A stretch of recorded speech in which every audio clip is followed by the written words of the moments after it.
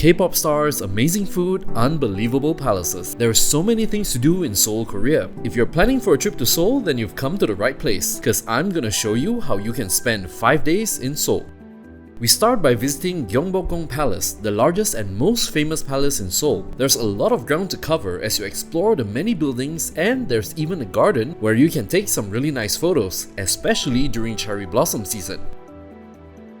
Fun fact, if you're wearing a hanbok, you get to enter the palace for free.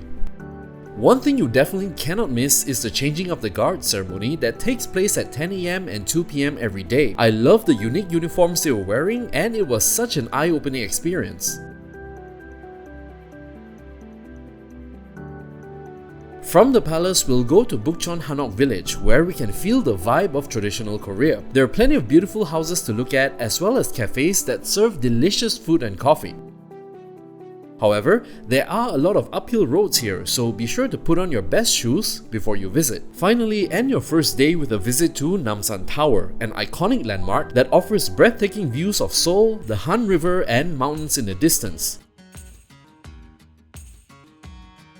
Make sure to also check out the Love Lock Bridge. Other than looking awesome in photos, it's customary to leave a lock here and then throw away the key. Don't think that it's only for lovers though, as friends and family leave their locks here too, symbolizing their eternal love for each other, reminding us all that love exists in many different forms.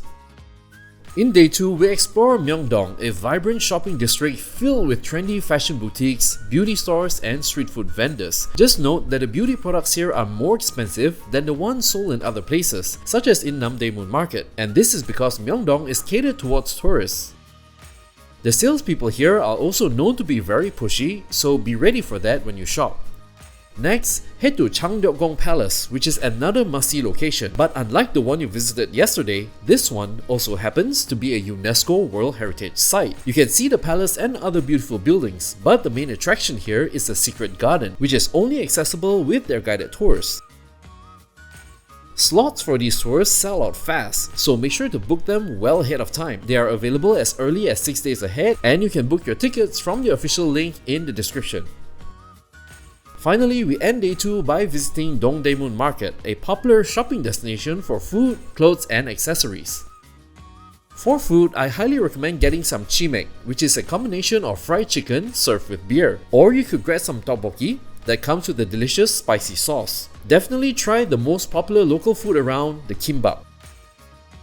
There's plenty more to explore on your own, so be sure to come here a little earlier to avoid the rush hour crowds. On the third day, we pay a visit to the lively Hongdae district, famous for its youthful energy, art, and music, especially during the weekends. There are lots of people here even when it's late into the night. It's like the street that never sleeps. This is also why Hongdae is one of the best places for nightlife in Seoul. If you're looking for a great dessert, make sure to drop by Sulbing, a restaurant famous for its bingsu or shaved ice dessert. The ice is as fluffy as real snow, and there are so many flavors to choose from. Afterward, we visit the nearby Yeonnam, a charming neighborhood filled with cafes, boutiques, and street art. Feel free to wander and explore the area. You never know what sort of treasure you might find, and that's the kind of adventure that awaits you in Seoul. For your 4th day, I recommend taking a day trip out of Seoul, and in my opinion, we have 2 amazing choices, Nami Island or Everland theme park. If you ask me, I prefer going to Nami Island as I love the outdoors, and if you get there early enough, before the tour buses do, you can have the island practically all to yourself.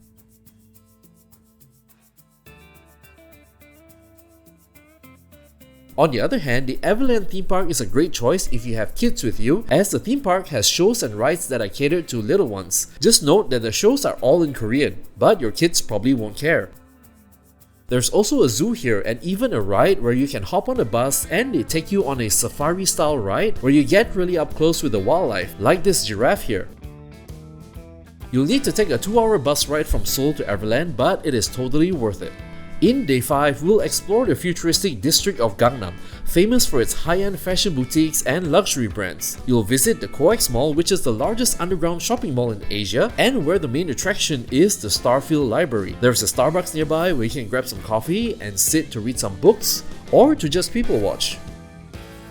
If you head out the east exit of the mall, you'll find the famous golden statue of Gangnam Style. Check it out, who do you think did it better, me or Psy?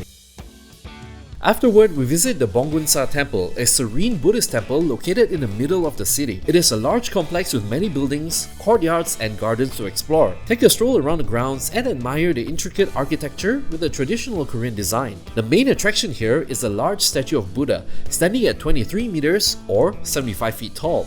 You can find it on a hillside behind the temple, and while there, you also get a panoramic view of the city, which is absolutely breathtaking.